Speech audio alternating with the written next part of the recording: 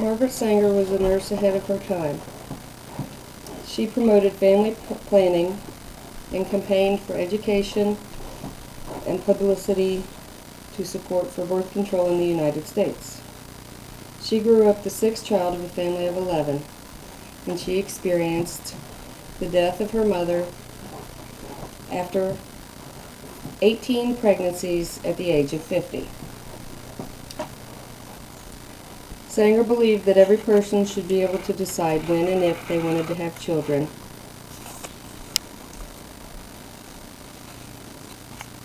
and that every child should be loved and wanted, and that women and men alike were entitled to pleasure and fulfillment of sex. She wrote a column for the New York Call titled "What Every Girl Should Know," which was censored and deemed obscene.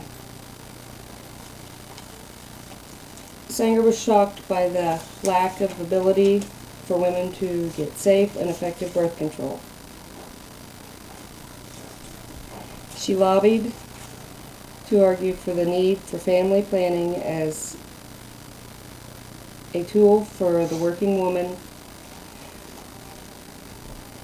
to liberate themselves from the economical burden of unplanned pregnancy.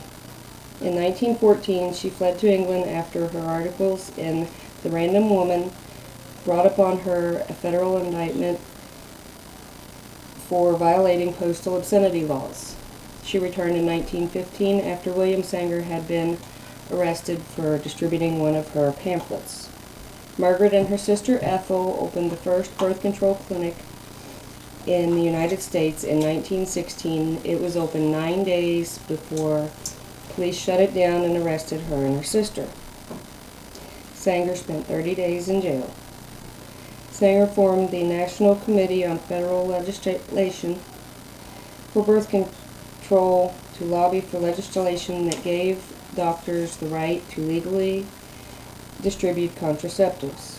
She helped to establish the International Planned Parenthood Foundation and served as president of it for 7 years.